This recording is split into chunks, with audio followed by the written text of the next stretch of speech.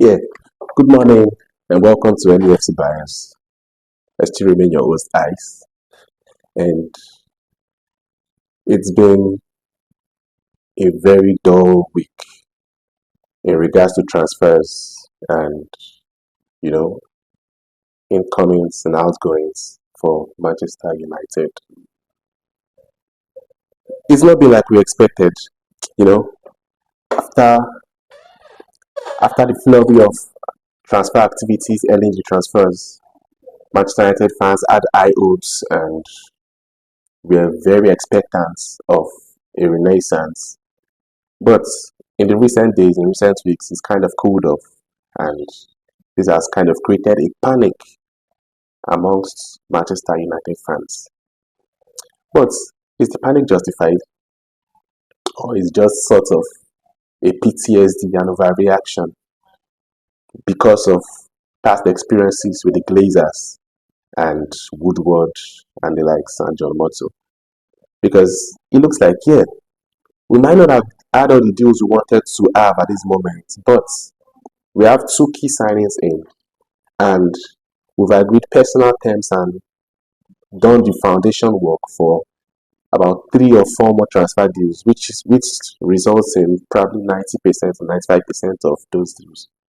So the moment we have outgoings, those deals can be finalized in seconds.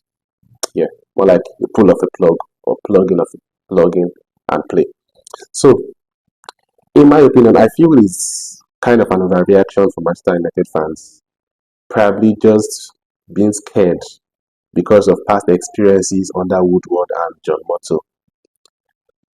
Yeah, it's 24 hours to our first, or no, to our last preseason game of the season.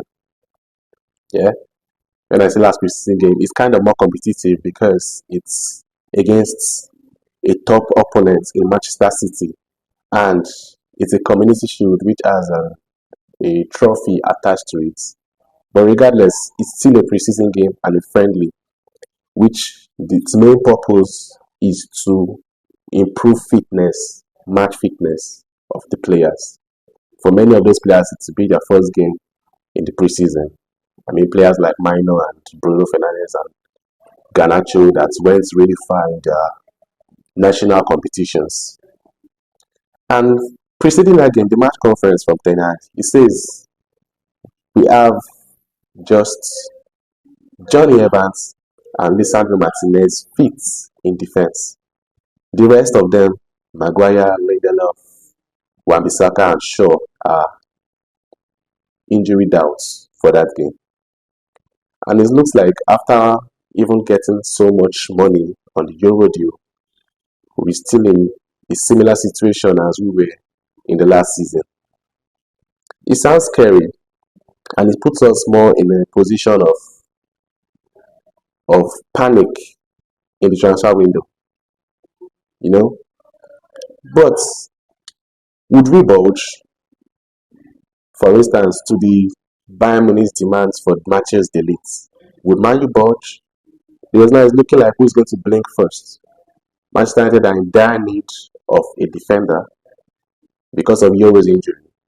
Bayern Munich are in dire need to sell delete in order to finalize the incoming of Jonathan Tah from Leverkusen. Who's going to blink first? And yeah, I read stories that Leverkusen put a deadline of midnight yesterday for the deal to happen, so they can have enough time for to get a replacement. So we don't know who's going to blink first. Ten Hag has urged for patience amongst fans for transfers and the pace of transfers. According to him, he says we're in a good position and we are not going to panic. Yeah, the club is not going to panic to make these deals, but we're in a good position with good players already in. So the players, I mean the fans, should not be in a state of panic, but rather should be expectant for a beautiful season. And I feel that's the way to go. Should not panic. Because once you panic, you go and do the Casemiro deals, you go and do the Ibrahimovic deals, where you go and pay over the odds for players that you really didn't want in the first place. So I think I like the line that Eric Ten Hag is flowing by urging patience amongst fans. But currently, we seem to be in a stalemate in the transfer window. The Ugarte deal, who's going to blink first? The Mazraoui deal, pending Wan Bisaka's exit. The Delete deal, who's going to blink first? And yeah, talking about the Mazraoui deal, you all know it's pending because Man United have not finalized the sale of Wan Bisaka to West Ham. And that deal looks like it's stalled or it's cooled off because Aaron Wan Bisaka doesn't want to go to West Ham except Manchester United gives him a payout of £7 million. I mean, to cover this the deficit in wages that you'll be getting from West Ham. Manchester United are stalling on that because they do not want to be held to ransom by a player demanding such. So it's looking like Manchester United are going to go back to the negotiation table with Inter Milan and probably a swap deal with Dumfries. Let's see how that goes. But if that happens, that puts the Mazraoui deal in jeopardy. Because if we swap Wan Bisaka for Mazraoui for Dumfries, then we can get Mazraoui, which we wanted because he's capable of playing at both lefts and right back. So let's see how that pans out. But currently, it's looking like a stalemate. Alright, before we go further, I will urge you to drop a like for this video if you like our content. Yeah, it's not compulsory. It's not compulsory, really. But if you like our content, please do well to drop a like. And if you're tuning in for the very first time, I want you to subscribe to this channel because this is where you get the latest Manchester United news, updates, match updates, scores, match reactions, and all that. And you do not want to miss any of this because you're in a community of like-minded people. Yeah? Alright. I'll be letting us in on my plans for tomorrow. Yeah. Our last preseason game, our last friendly game of the preseason. I have big plans to cover that game live. I'll let you all know the details much later in the video. So do well to stay tuned. Alright, going on to the news we have regarding Manchester United. Yeah. We also have stalled on the McTominay to Fulham because Fulham looks like they don't want to pay beyond £20 million for McTominay. Manchester United demand more, probably 25, 30. Not really far off, but that excess has been rejected by Fulham and it's looking like that deal might just be off too. So this player power, I mean, just because Manchester United handed them crazy deals that gives them so much power in previous years has put this current regime in a fix. It's pathetic, yeah, but this is something that can't be fixed in just one transfer window. I reckon we'll be needing close to 3, maybe this summer, next winter, and next summer. By next summer, I think we should have cleared out most of all these hindrances to a seamless transfer window. So Fulham might just be sticking to their guns and rejecting McTominay, and we'll have McTominay stick with Manchester United for the next season. Yeah, he's not a bad player. I mean, he would play his parts, offer a couple of goals here and there, but not exactly what Manchester United needs in this time. I really look forward to see our lineup against Manchester City tomorrow because, yeah, with the injuries and lack of sales, we might be having a debut for Zexi in attack. We might be having a midfield of Collier, Bruno, Fernandes, yeah, and maybe Minor or McTominay. because I think that's the best. I don't think we'll see much of Casemiro in that game. Maybe from the bench because I reckon Casemiro is gone. Like his legs can't carry him to do the things his brain wants to do. So I reckon he will play much more from the bench this season. Yeah. So that's for the transfers, and I think that's all. Okay, yeah. Before I lest I forget, Manchester United are looking to sign Burnley's Sander Berge from the Championship because they decided to work out on a deal for Ugarte, or they are refusing to pay what PSG are demanding for Manuel Ugarte. So we're going for Sander Berge, and many Manchester United fans have also thrown tantrums about that deal.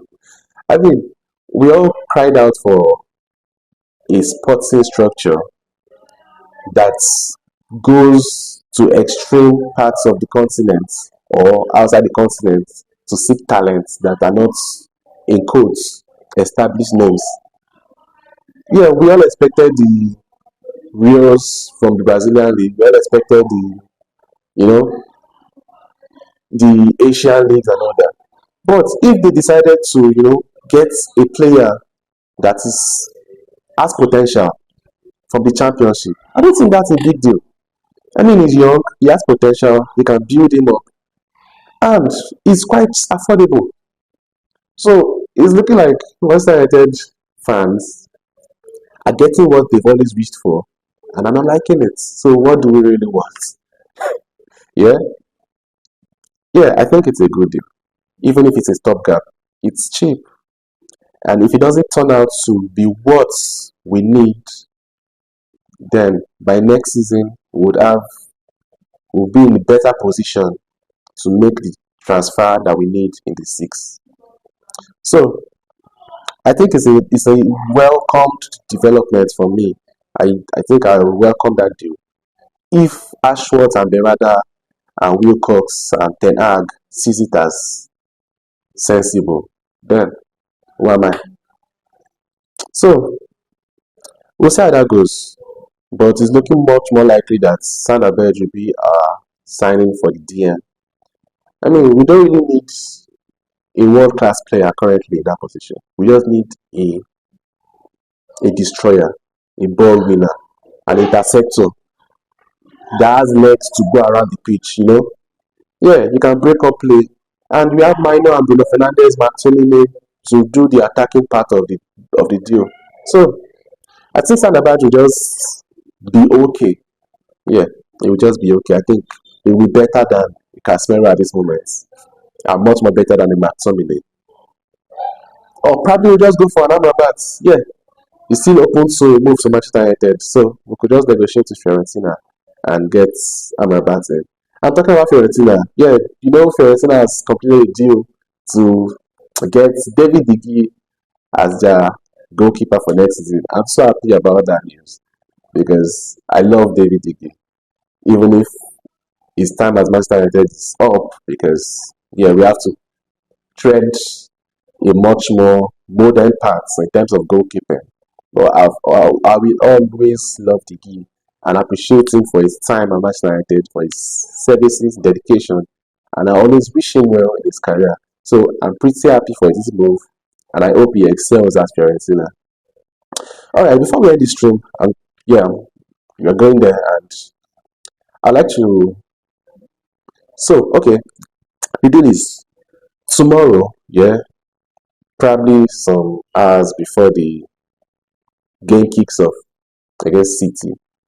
I think I would go live at a pub, yeah, where we can have a collection of Manchester United fans or yeah, even rival fans, you know, get some input from them, interviews, and probably match predictions. And there'll be giveaways. Yeah, there'll be prizes to be won. So if you watch this video up to this moment, I'd like you to keep an eye for us tomorrow. Turn on post notifications, yeah? And you only do that by following, by subscribing, and be a part of it. Yeah, there'll be gifts online, and offline followers for probably score predictions and final results. Yeah. Okay, with that, we come to the end of the show. Thank you for tuning in. Thank you for watching. Thank you for watching till this point. Like I've always said, if you're new and you like our content, subscribe, turn on post notifications, and like this video. You know, it's free. It's free content. You don't have to pay for any of this. All right. Until tomorrow, have a great day. And we wish our darling Manchester United the very best in our last preseason game. Yeah, probably will take. All right. Take care. Have a great day. Cheers.